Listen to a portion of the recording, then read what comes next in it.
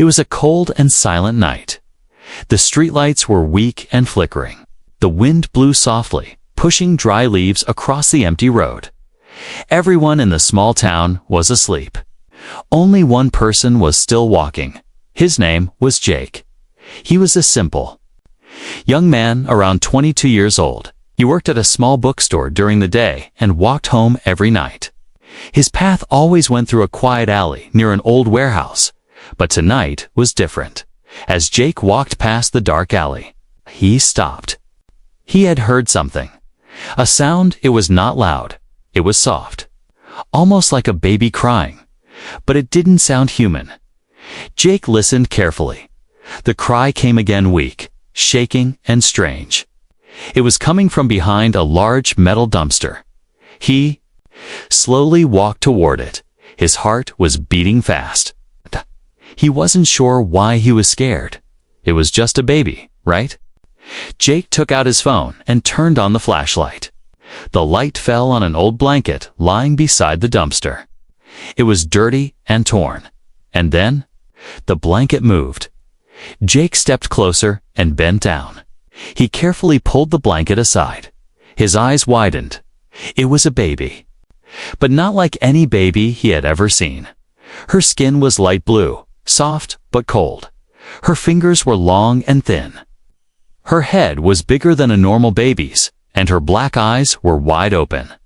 Filled with tears, she was shaking. Jake didn't know what to do. This baby was not human. Was it a prank? Was it a doll? He reached out slowly. The baby moved. She was alive. She let out a soft cry and reached for his hand. And then Jake saw something else in the shadows.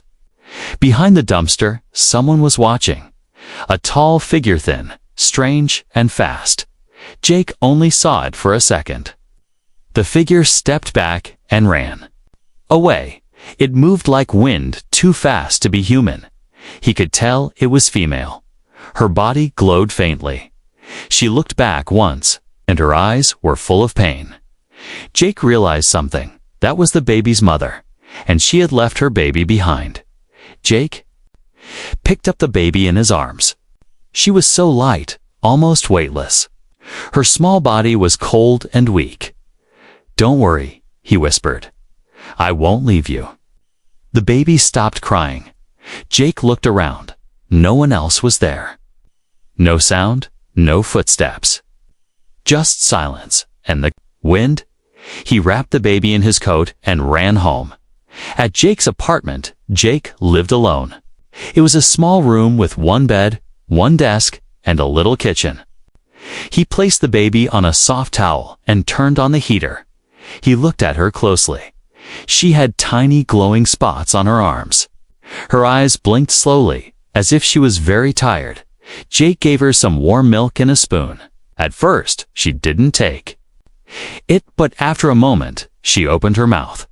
She was hungry, very hungry. Jake sat beside her.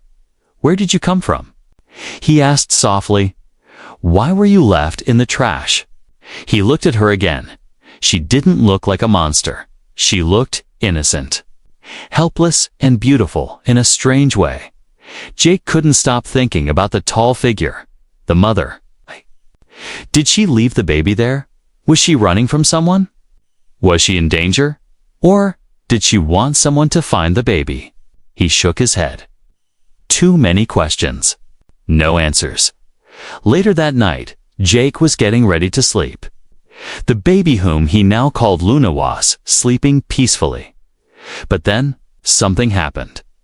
The lights in the room flickered. The air became cold again. Jake looked at the window. It was closed. But he felt like someone was watching. He walked to the window and looked outside. Nothing, just darkness. He turned to check on Luna and froze on her arm. A small glowing symbol had appeared. It looked like a circle with lines through. It was not a tattoo. It was glowing from under her skin. Jake reached out to touch it, but before he could, he heard something. A knock on the window, slow. Then again, knock, knock. Knock. Jake turned quickly. He opened the curtain. No one was there, but he saw it just for a second. A shadow moving away in the dark. It wasn't human, and it wasn't gone. Asterisk, the night was still. But Jake couldn't sleep. Every sound felt louder.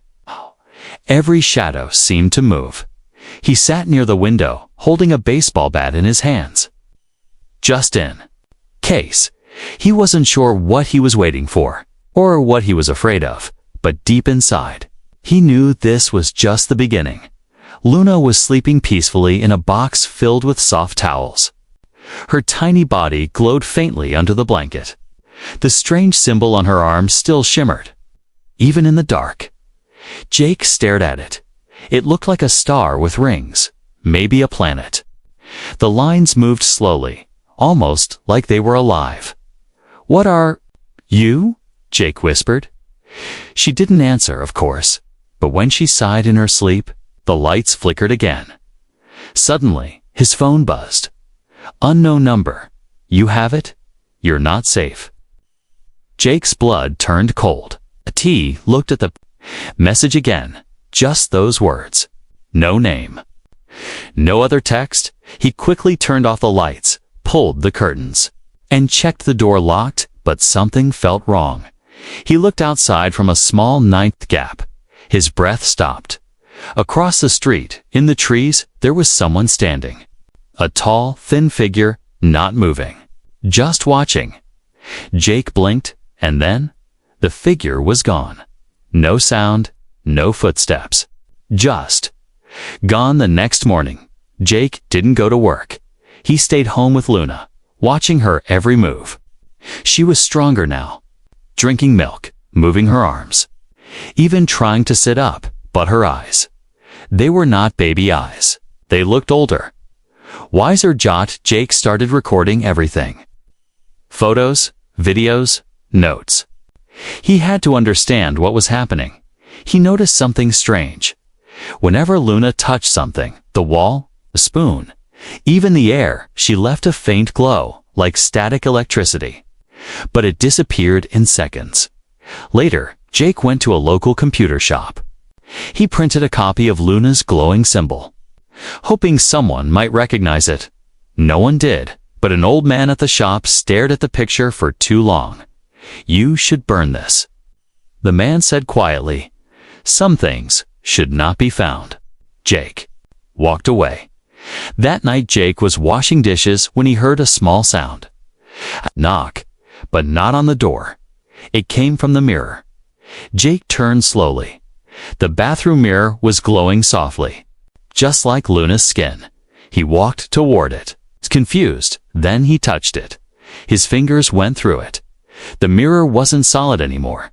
It was like water. He stepped back, heart racing, and then the glass showed a different place. Not his bathroom. Not Earth. A strange red sky. Burning mountains. A huge space tower floating in the air, and chained to it was a woman. Weak, glowing blue skin, just like Luna's. Her eyes were open, but tired. She was in pain. Jake gasped. "It's her," he whispered. Luna's mother. Before he could look more, the image vanished. The mirror turned back to normal. Jake rushed to Luna. She was awake. Looking at him, she didn't cry. She just stared. Then, something even stranger happened. Jake heard her in his mind, a soft voice. Not speaking with lips, but directly inside his thoughts. Mama locked. Fire. Jake fell to his knees. "Can you hear me?" he whispered. Luna blinked. She was talking to him without words. Jake felt dizzy. He had no idea how this was possible. But he knew one thing now. Luna's mother didn't leave her on purpose. She was taken. Captured. Maybe fighting to come back. Luna wasn't just an alien baby. She was connected to something bigger. Something dangerous. Later that night, Jake made a plan.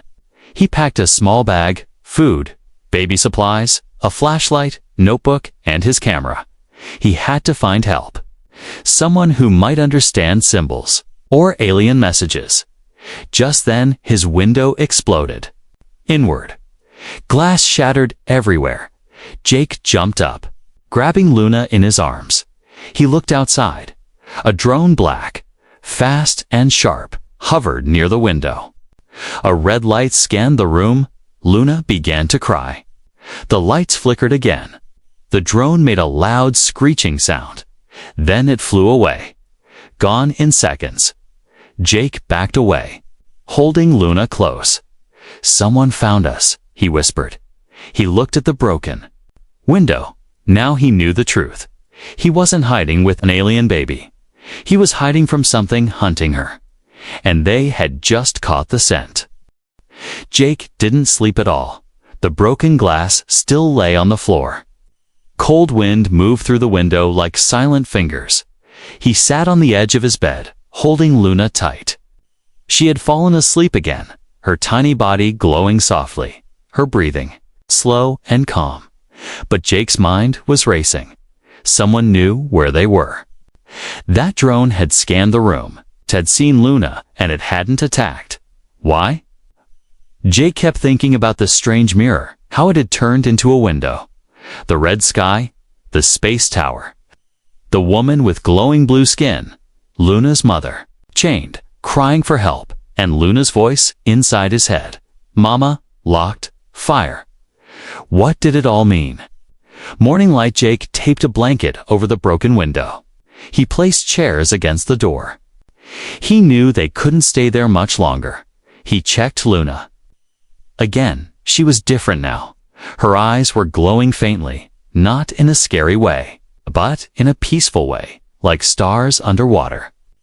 She looked at him, and again he heard her voice in his head, soft and distant. Safe, human, kind. Jake felt a strange warmth in his chest. He didn't understand everything, but he knew this. She trusted him, and he had to protect her. No matter what, searching for answers, Jake remembered the mirror, the strange planet he had seen. Maybe it wasn't just a vision. Maybe it was a message. He grabbed his phone and searched the symbol from Luna's arm again. The internet gave him nothing. Just random alien tattoo pages and fake UFO websites. But one post caught his eye. It was an old forum.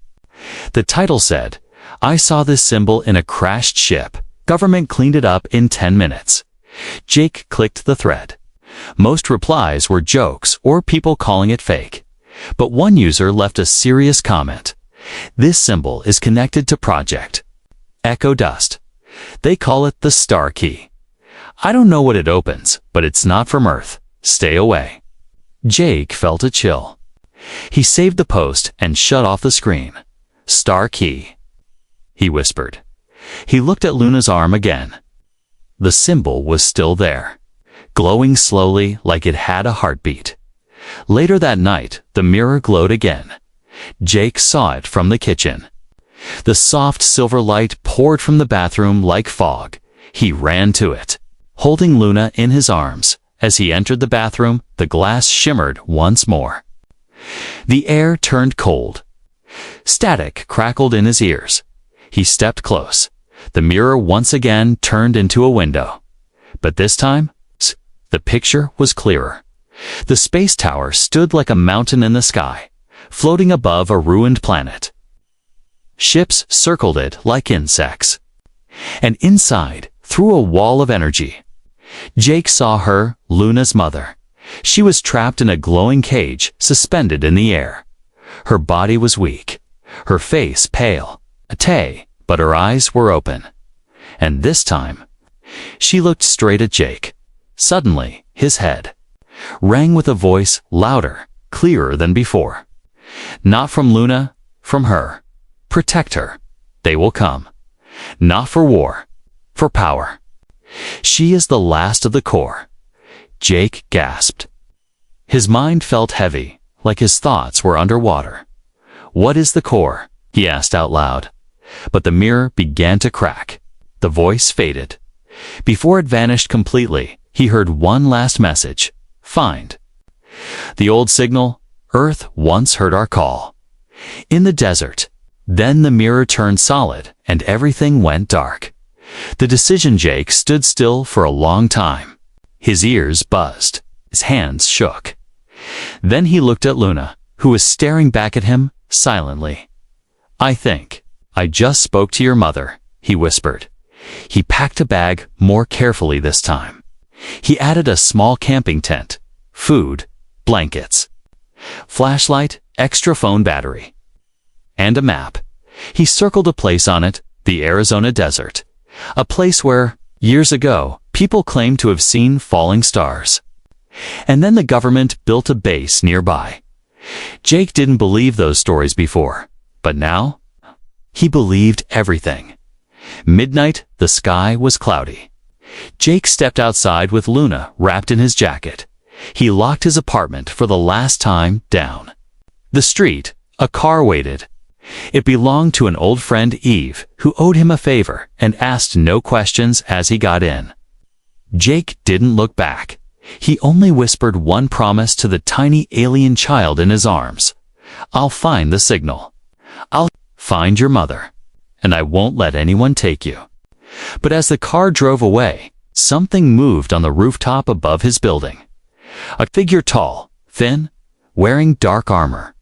Watching the figure touched its ear and said one word in a strange language, "Confirmed." Its eyes glowed red and it vanished. Asterisk, the sun was high above the desert when Jake stopped the car. Dust swirled in the dry wind and heat waves danced on the horizon. He stepped out, shielding his eyes. Luna was wrapped close to his chest in a carrier, sleeping soundly despite the heat. They were miles from any city. No roads, no people, just empty silence. Jake checked the map again. The red circle he had drawn was right here on old radio station. Long abandoned. Locals called it Echo Site 9, but no one came here anymore. Most didn't even believe it existed. But Jake had seen the mirror. He had heard the message. The voice said the signal once came from Earth, from this place. So he followed the signs, and now, here they were. He pushed the gate open. Rust creaked loudly, like it hadn't moved in years. The building looked dead. Concrete walls, cracked windows, an old satellite dish hanging by a wire. But Luna stirred. In his arms the moment they stepped inside. She opened her glowing eyes and made a soft sound, not a cry, but more like a gentle hum. The lights flickered. Jake stopped. There was no power. Still, the lights blinked again like something was waking up. He walked down a long hallway, filled with broken desks and fallen ceiling tiles. And then he saw it. A door at the end. Locked with a keypad, Luna reached out and touched the wall beside it. Upon a click, the door opened. Behind it was a room filled with machines. Dead monitors, dusty buttons, tangled wires, but in the middle stood something different. A tall black panel, smooth, cold, shaped like a door, but not a door. Jake stepped closer. As he did, the panel lit up. A shape appeared. The same symbol from Luna's arm, the star key, and below it, words appeared in strange glowing letters, a language Jake didn't know, but somehow understood. Life signature, accepted, core child, detected. Suddenly, the air changed. The walls began to hum, and from the corner of the room, a low mechanical voice spoke. "Hunter alert, coordinates confirmed." Jake turned fast. "Luna, what does that mean?" But Luna didn't answer. She was looking at the black panel, calm, quiet, almost peaceful. Then the lights died again. Complete darkness. And from outside, something heavy landed on the sand. Jake ran to the window. A ship, sleek, black, silent. It didn't roar or shake. It simply appeared. And walking out of it was something tall. Armored, metallic. Its face covered by a mask that glowed red. One arm looked like a blade. The other like a cannon that was coming toward the station. Jake grabbed Luna and ran not out the front, down into the basement. He had seen a ladder earlier. Maybe a tunnel, maybe just a dead end. He had no choice. He climbed down fast. baby tight in his arms. Above him, the building shook. The hunter was inside now. Footsteps echoed, not heavy, but perfect, precise. The kind of walk that never misses. Jake reached the bottom and found himself in a dark hallway, lit only by the glow from Luna's skin. There were markings on the wall, old warnings, old codes. He didn't understand most of them, but one symbol was clear, the same again. The circle, the lines, it's a star key. The path was marked, long ago, for her, and they were following it now. A sound behind them, not a door, not a footstep. Breathing, Jake turned slowly. The hunter had dropped from the ceiling. No sound, no warning. Just red glowing eyes staring back. "Give the child," it said. Its voice wasn't angry. It was calm, flat, empty. Jake backed away. "I won't." The hunter stepped forward. "She is the last core. She must not live. Her kind ends today." Luna suddenly raised her hand. A flash of blue light burst out. The tunnel shook.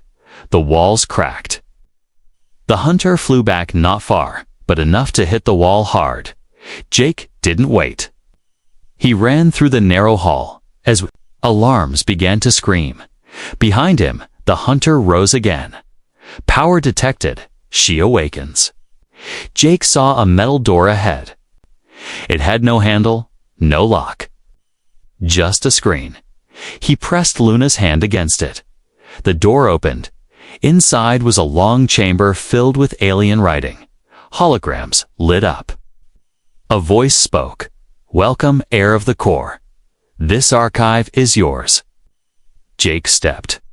Inside, the door slammed shut behind them, and outside. The hunter stood still. It touched its ear again. She found the archive. "The core lives, send the others." Then it disappeared into smoke, and the stars above the desert began to move. The sky was falling. That's what it looked like from the outside, stars shifting, flashing, bending, as ships broke through the upper atmosphere. They came quietly, no fire, no noise. No warning, but down on Earth, beneath the sand, deep inside. The alien archive. Jake was trying to understand what Luna had just unlocked. The room around him was glowing with strange blue light. Symbols floated in the air like fireflies. Luna stood in the center, completely silent, her eyes full of power. And something older memory, maybe. Jake didn't know what to do. One minute he was a normal guy working at a bookstore. Now, he was standing inside a hidden alien chamber, holding a child that wasn't human, being hunted by something from the stars. And she had just opened a place that didn't belong to Earth, from the ceiling. A voice spoke again, calm, female. But not human. Core bloodline confirmed. Archive unlocked. Choose language interface. Jake blinked. The symbols above him began to shift into English. He turned in a slow circle. All around him, images appeared, holograms showing planets, weapons, battles, creatures with glowing skin. And at the center, always the same symbol, the core. Luna reached her hand toward one of the images, a planet, green and silver, spinning. Slowly in space, the voice spoke again. Planet Myrox, home of the core bloodline, now destroyed. Jake stepped closer. The image zoomed in. He saw giant towers burning, people running, ships flying away. Then another symbol appeared, sharp, red, like a dagger wrapped in chains, the hunters, enemy species. Bioengineered to erase the core. Designed for silence, precision, and loyalty to the High Council. Jake clenched his fists. This wasn't random. Luna wasn't some lost alien child. She was part of a war. A bloodline someone wanted to erase. Jake turned to her. She looked up at him, and again, her voice entered his mind. "Mama tried to hide me, but they followed." He knelt beside her. "We'll keep running. We'll find her. We'll stop them, Luna." blinked slowly. Her small hand touched his cheek. You are not core, but you are kind. Far above in orbit, a new ship arrived, larger, silent inside it. The figure who had once chained Luna's mother stood watching Earth. Through a black glass window, his armor was marked with red lines. His face was hidden, but his voice carried weight like gravity. She unlocked the archive, he said. A smaller figure behind him spoke carefully. Yes, Lord Varix.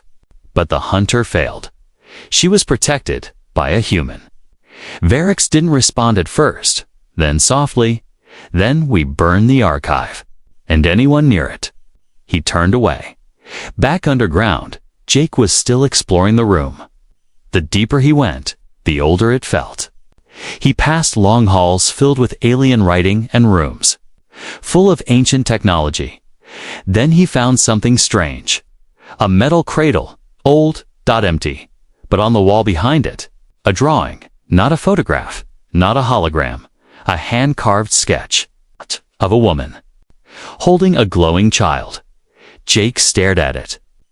It was Luna and her mother, but behind them, standing in the shadows, was a human figure. Rough outline, but clearly not alien. Jake stepped closer. There was writing beneath the sketch, faint, hard to read. But it said, "The core child will not survive without the chosen other." He read it again. The chosen other. Could it be him? Before he could think more, the floor rumbled, lights flickered. The voice returned, multiple ships entering atmosphere. Threat level, extreme, emergency protocol, unlocked. Luna didn't flinch. She turned toward the wall and raised her hands. From the ground, a platform rose round, glowing, filled with symbols. Jake stepped back. What is that? Luna stepped onto it. She looked at Jake and spoke, not just in his mind, but out loud, her first real words. She is still alive. Jake froze. Your mother. You saw her. Luna nodded, then pointed toward the sky.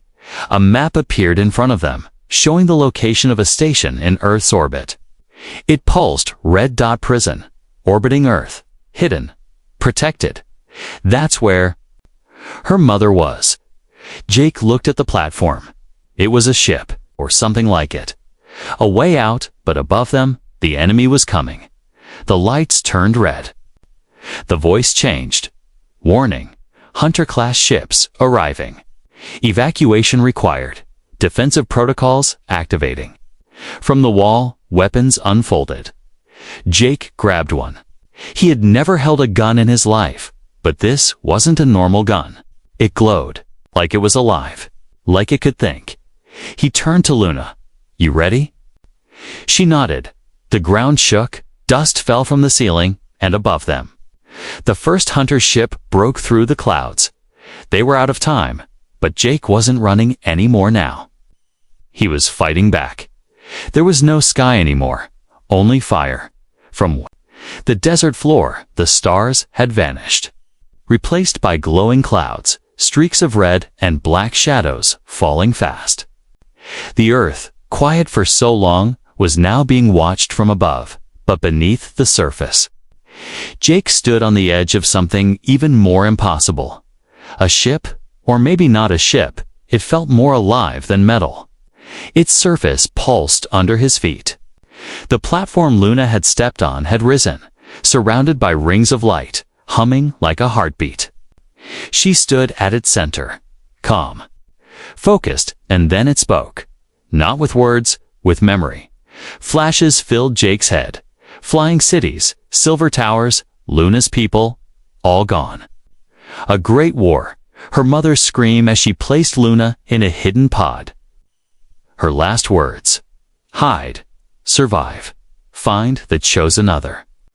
Jake gasped and fell to one knee. The vision faded. Luna turned, her eyes glowing like two moons.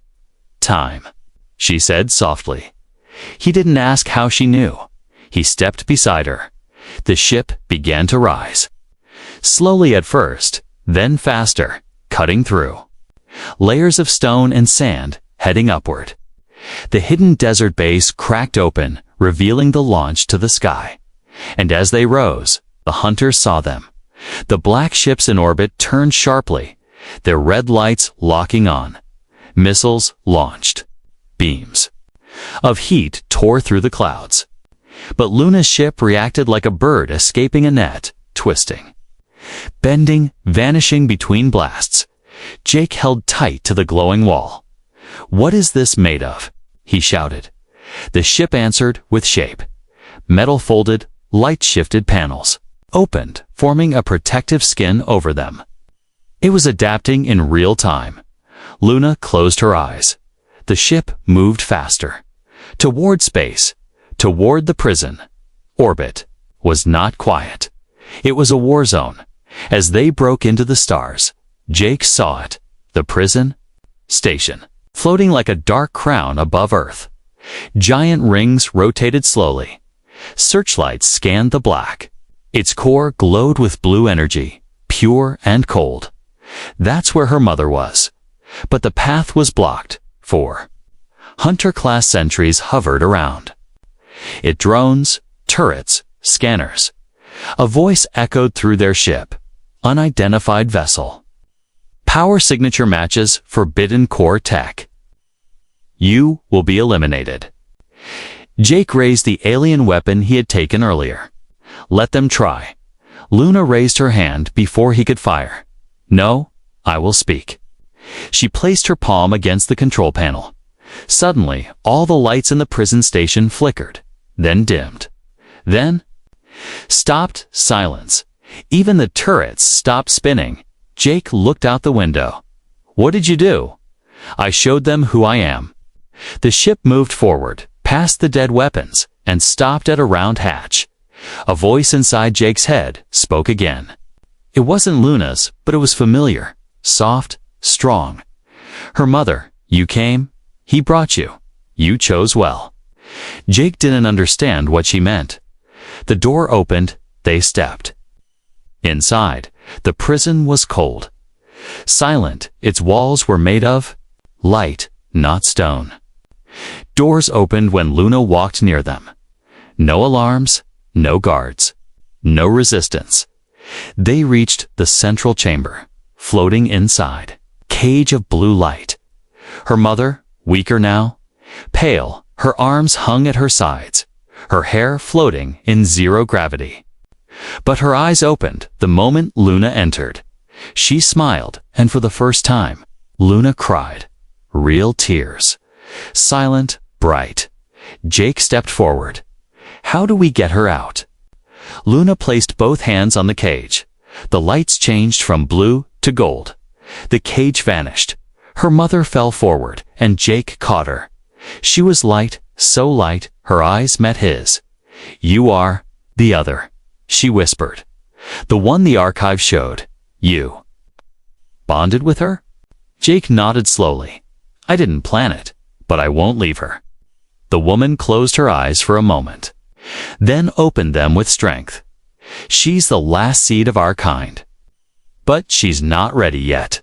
You must take her. Run, teach her what? We forgot how to feel. Jake looked around. And you? I'll hold them back. I'm still linked to the station. Kai can delay the hunter fleet. For a little while, no, Luna said softly. Stay with me. But her mother smiled. I already did the hardest part. I let you go. Outside, the stars shifted again. The hunter fleet was approaching. Hundreds of ships. Red, hungry dot. Luna looked at Jake. I will fight too. But Jake shook his head. Not today. Today, we run. They ran back to the ship. The mother stayed behind. As they launched again, Jake saw the prison station flare with golden light. Then fire, then silence. One ship gone. 1,000 more coming. But Luna was safe, and something had changed. Jake looked at her, no longer just a baby. Now a symbol. A spark, maybe even a weapon. but most of all, a child learning how to be human. The stars were quiet again, but it was the kind of quiet that comes after a scream. A heavy silence. A breath held too long. Jake sat on the floor of the ship, staring out the window. Earth slowly turned below them, blue and bright, innocent in ways the universe had forgotten. Beside him, Luna slept. Not like a child, more like something that had given too much of herself too soon. Since they left the prison station, she hadn't spoken. Not with her mouth, not with her mind. She had used all her light, all her strength to escape, to save him, to watch her mother disappear behind flames. Now she was still, and Jake didn't know if that meant rest or goodbye. He placed a blanket over her and whispered, "I'm still here." They had landed days ago, hidden deep in the mountains. No more running. Just silence. Jake built a shelter out of scrap and metal. Solar panels, canned food, a water purifier. It wasn't home, but it was quiet. Luna barely moved. Until the night it rained. That's when it happened. Jake was sitting outside when he saw the first flash, not lightning memory. From inside the shelter, golden light began to glow. Soft, steady. He rushed in. Luna stood in the center of the room, barefoot, arms at her sides. Rain from the open door touching her skin. She looked at Jake. Her eyes no longer glowed, but they no longer needed to. Because, now they reflected. He could see something. In them galaxies, yes, but also pain, kindness, the shape of hope, and choice. Real choice. For the first time, she spoke fully. "I remember everything." Jake stepped closer, cautious and cool. Luna turned to the open sky. "I am the last of my kind. It's the last of the core. My blood can awaken cities. My thoughts can stop machines. I can end wars. Or start them." Jake didn't answer. She turned back to him. "But I also remember the small things. The spoon you used to feed me. The time I made the lights flicker and you laughed instead of running. The way you carried me like I mattered." She walked toward him. "I was born in fire, but I grew in your arms." Tears filled Jake's eyes. He knelt. "So what now?" She knelt too. "I've seen what power does. I've seen what fear becomes. My mother thought we had to hide. The hunters thought we had to be erased." She placed her hand over his chest. "But maybe we just have to be something else." Jake touched her hand. "Human." She smiled. "Better." Somewhere far above them, the stars moved again. The hunter fleet remained, but leaderless, directionless. Some had turned away, lost without command. Others waited, orbiting the empty prison like ghosts. No new orders came, and somewhere inside that silence, a message began to spread. Not war, not warning. A song in a language older than sound. The message came from Earth. One small signal. Alive, free.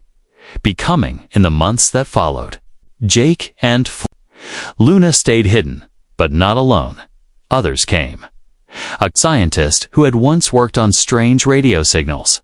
A pilot who believed in alien life after seeing a ship vanish mid-sky. A little door from a nearby town who dreamed of stars and never lied. Once to Luna, they didn't bring fear. They brought food. Stories, warmth, and slowly. Luna began to speak more. She asked questions. She made things grow faster in the soil. She learned to laugh.